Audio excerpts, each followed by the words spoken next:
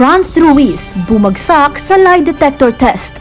Ipinakontempt ng Senate Committee on Justice si Franz Ruiz, ang among babae ng kasambahay na si Elvie Vergara na minaltrato sa Mamburao Occidental, Mindoro.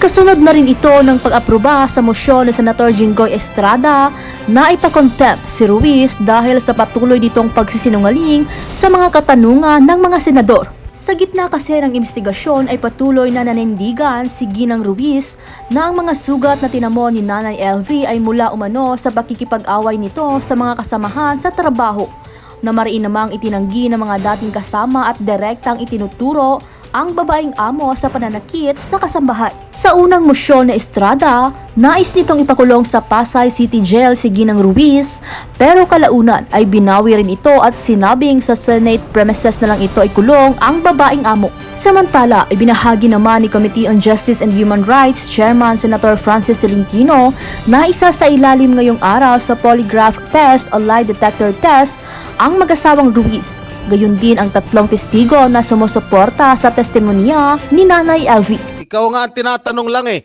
O asawa mo eh. Hanser! Hindi po kami nananakot kasi po tindahan. Gugulpi ka lang. Hindi po ako nang gugulpi, Your Honor. Eh, ano ginagawa mo? Wala po. Tila nahahalata ng mga senador na nagsisinungaling itong si Franz Ruiz. Kaya naman binalaan nila ito na magkaroon ng polygraph test para malaman ang katotohanan.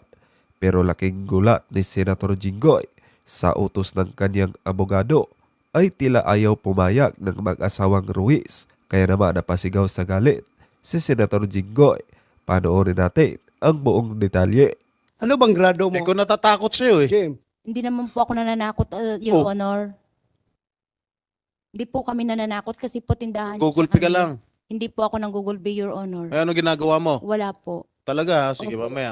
may hamon lang ako dito, Mr. Chair, sandali, mabilis lang. Nandiyan yung mga abogado mo, di ba? Willing ka ba mag-submit sa isang polygraph test kayong dalawa? Kung nagsabi kayong totoo, hindi. Payag Okay. ba kayo? Yung tanong ni Senator Tulfo, payag ba kayong sumailalim sa isang polygraph test? Yes or no lang yon. Kasi Kasi- kung pumayag kayo, ngayon na mismo, bago mag 5 o'clock, magpapadala ko ng tao na rito. For the information of Senator Tulfo, the National Bureau of Investigation Polygraph Division is about to arrive. Papunta na po sila at Good. ready Okay. na po sa We have directed the NBI to produce their polygraph machine Okay? before this committee. You better ask your client to answer, not you.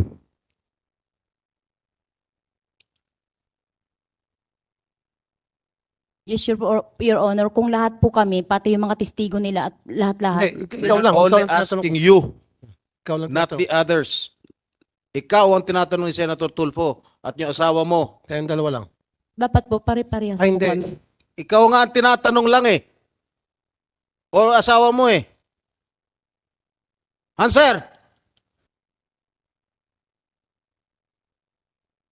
Kung hindi po sila kasama daw po, ay pwede pong... Ano kinalaman nila? Kasi, Ikaw lang tinatanong ni Senator Tulfo. kasi po nagsisinungaling sila. Sa amin nila tinuturo yung ginawa nilang kasalanan. Hindi nga, mamaya ko na sila tatanungin, ikaw lang tinatanong ko. Tanungin mo lang ako, yes or no, ikaw lang. Huwag mo nun sila intindihin, yes or no. Hindi po. Dapat kapare. Hindi, so hindi, so ayaw mo. Opo. Ikaw naman, Mr. Ruiz, yes or no lang. Para malaman kung nagsasabi kayo ng totoo. Kung ano po yung sinabi ng aking asawa po, yun na nakuha man. Pero alam nyo, in the court of public opinion, guilty na agad kayo kasi tumatanggi kayo. In fact, we're helping you. Alam mo ba itong ginagawa namin? Tinutulungan namin kayo. Kasi kung talagang wala kang tinatago, nagsabi ka na totoo, you will say yes. At maaaring ito yung magbibigay linaw sa amin lahat na maaaring ang inosente kayo. Maybe.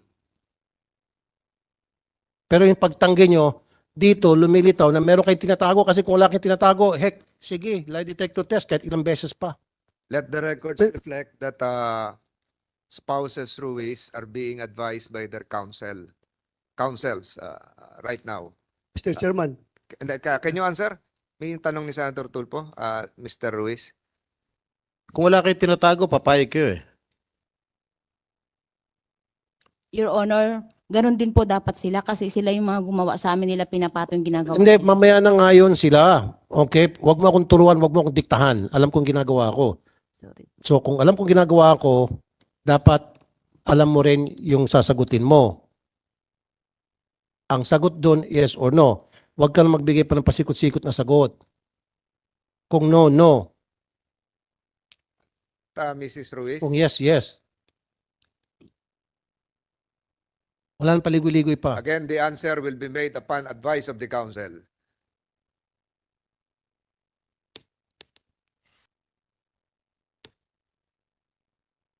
Then Senator De La Rosa will be recognized. Yes, Yeah. Pasagutin muna natin.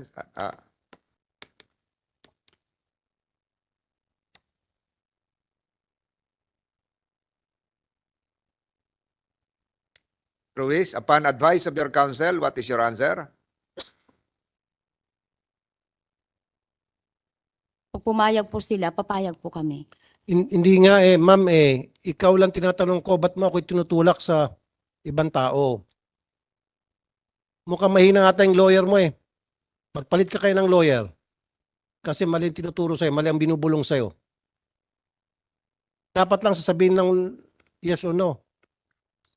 O ano, kinakanta ka natin ng Bayang Magilyo ng lawyer mo. Tagal-tagal. Yes or no lang. Sige po. Sige, good. So upon advice of the council, Mrs. Ruiz is willing to undergo a polygraph test. At parating NBI. Ngayon po, let the committee secretary initiate the polygraph test upon termination of this hearing.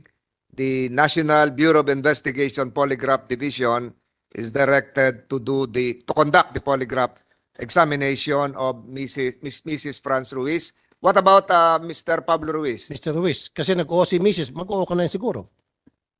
Di po. Okay. Okay. So Mr. Chair, directed. Kasi may query, Mr. Chair. Thereafter, Senator De La Rosa. Yeah, nasaan ang yung anak nito? Pinatawag ko yung anak. Where's your daughter? Nasa? Nasa area lang po. Oh, where is she? Papuntahin mo rito. Pinapatawag natin siya last hearing.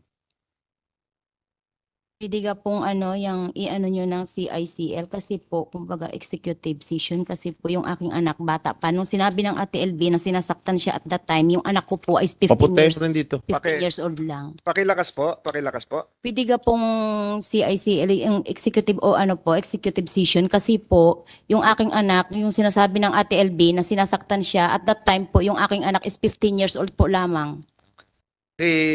There is a manifestation here manifestation request coming from Mrs. Franz Garcia Ruiz, the mother of the supposed to be child witness resource person here. The committee takes cognizance of your request.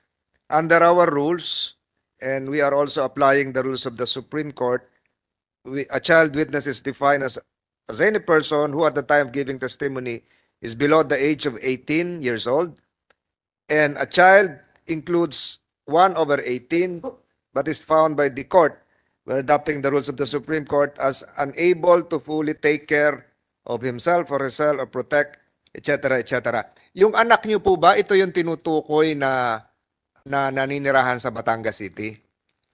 Yes po, Your Honor. So ito po yung nanggaling sa Mindoro, si Manang LB, inilipat sa Batangas City na merong di umano ay cover up pa at hindi pa rin siya nabibigyan ng tamang paglaya kung hindi na-post sa media ni Miss Maria Pebillar, kaya lang nalaman ng mga kamag-anak. At ito rin, yung siguro naging tugon ng state prosecutor ng Department of Justice kung bakit niya tinuturing na continuing yung naging krimen. Nagsimula sa Mindoro, papunta sa Batangas kasi nasa ilalim pa rin ang inyong pangangasiwa. Dahil anak nyo po yon, kayo po yung may hawak doon sa anak ninyo dahil ngayon gusto nyong protektahan yung anak ninyo.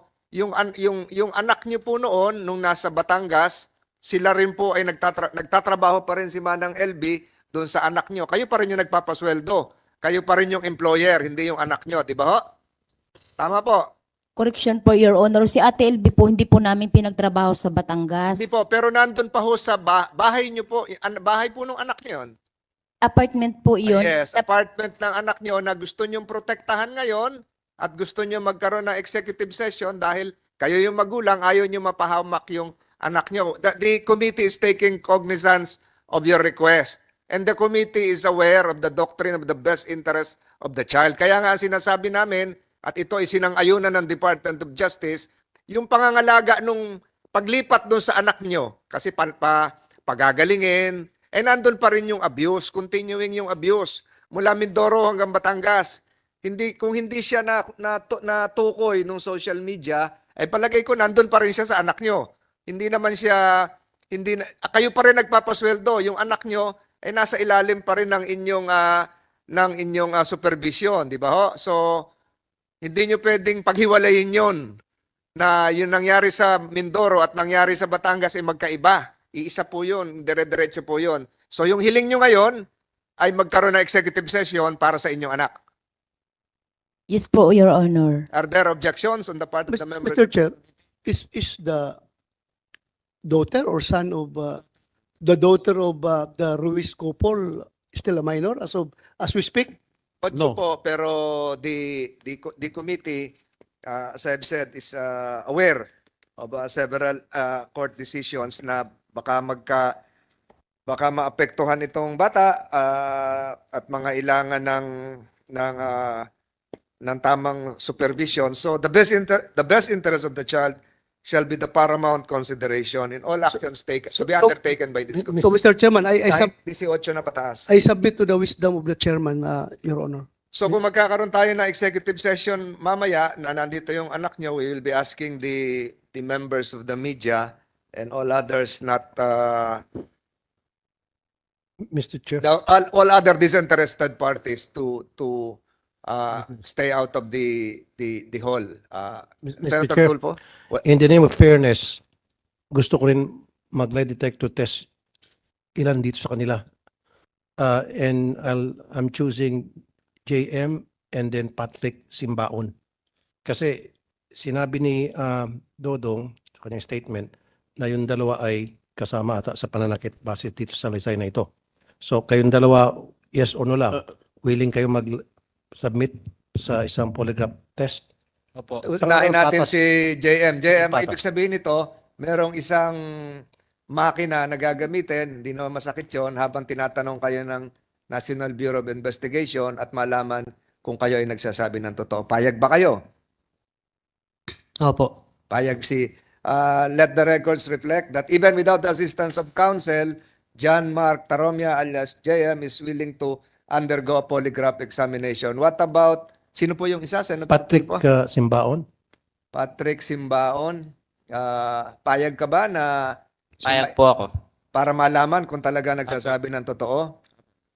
Thank you, Your Honor. That's all. So the secretary is likewise directed to include in the polygraph examinations witnesses John Mark Taroma and John Patrick Simbaon. So directed. May ask, Senator Tulfo, bago kayo umalis, yung hiling po na magkaroon tayo ng executive session para doon sa... Anong pangalan po nung anak nyo? Anong pangalan po nung anak nyo? Pati pangalan ng anak mo, tinatanong mo sa abogado mo. Anong pangalan po ng anak nyo? Mr. Chair, pwede ka pong wag kong banggitin yung pangalan kasi kasama po sa karapatan ng bata yun. Okay, the committee recognizes that the child witness remains unidentified. So wala pong problema yan. Pero nandito lang po siya.